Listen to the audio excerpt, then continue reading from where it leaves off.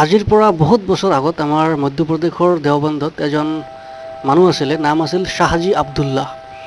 সেইজন মানুহ এনে দেখাততো বহুত সাধাৰণ জীৱন যাপন কৰিছিল, কিন্তু এজন বহুত বুজুৰ্গ মানুহ আছিলে, দৰবেশ টাইপ মানুহ আছিলে আৰু সৎপথত চলিছিল। সেই মানুহজন ঘাঁহ বিক্ৰী কৰিছিল, নিজে বজাৰত গৈ ঘাঁহ বিক্ৰী কৰিছিল আৰু প্ৰতিটো আটিৰ মূল্য লৈছিল 6 পইচা লৈছিল।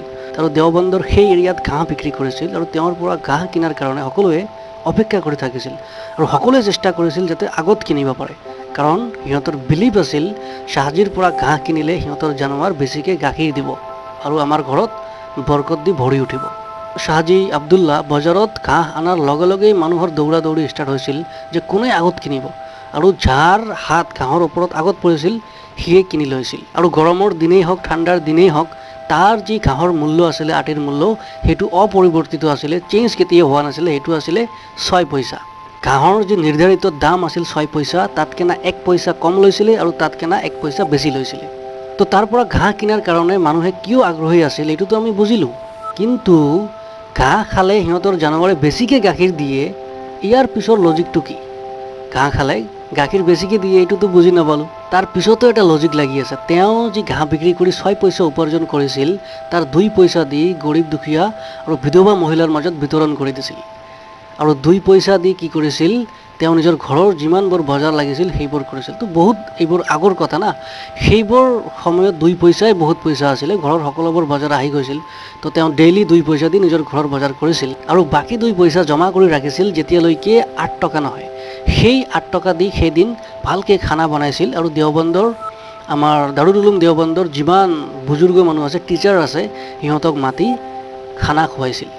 ফৰ এক্সাম্পল, মৌলানা কাছিম নানুতুবি ৰহমতুল্লাহ আলাই, ৰছিদ আহমদ গাংগুহী ৰহমতুল্লাহ আলাই, ইয়াকুব নানুতুবি ৰহমতুল্লাহ আলাই, তেওঁৰ লোকৰ নিচিনা ডাঙৰ বুজুৰ্গ মানুহ টিচাৰবোৰক মাতি তেওঁ ইনভাইট কৰি খানা খুৱাইছিল। আৰু টিচাৰবোৰৰ ভিতৰত কাছিম নানুতুবি ৰহমতুল্লাহ আলাই, যিয়ে দাৰুল উলুম দেওবন্দৰ যি ফাৰ্ষ্ট টিচাৰ আছিলে, তেওঁ কৈছিলে আমি গোটেই বছৰ অপেক্ষা কৰি আছিলোঁ যে কেতিয়া আমি শাহজীৰ ঘৰত যাম আৰু খানা খাম, কাৰণ তাৰ ঘৰত খানা খালে 40 দিন পৰ্যন্ত অন্তৰত এটা, দিলত এটা অপূৰ্ব নূৰ যেন অনুভৱ হয় আৰু 40 দিন পৰ্যন্ত ইবাদত কৰাৰ এটা জোশ আহে, বেছিকৈ নামাজ পঢ়াৰ, বেছিকৈ ইবাদত কৰাৰ জোশ আহে।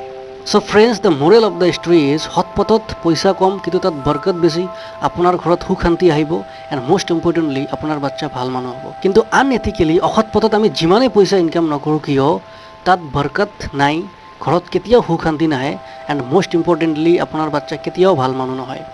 কিন্তু বৰ্তমান যুগততো হালাল হাৰাম বুলি কোনো কথা নাই, আমি ড্ৰাগছ বিক্ৰী কৰোঁ, মদ বিক্ৰী কৰোঁ, পইচা লাগে, ইথিকেলি হওক আনএথিকেলি হওক, ডেট ডাজেণ্ট মেটাৰ।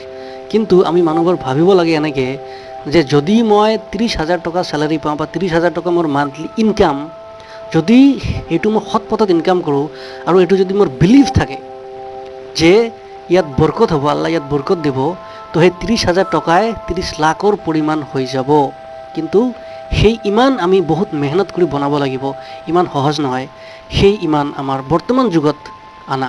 গতিকে ডিয়াৰ ফ্ৰেণ্ডছ, আমি সকলোৱে মেহনত কৰি তেনেকুৱা ইমানদাৰ হোৱাৰ ট্ৰাই কৰা বহুত দৰকাৰ।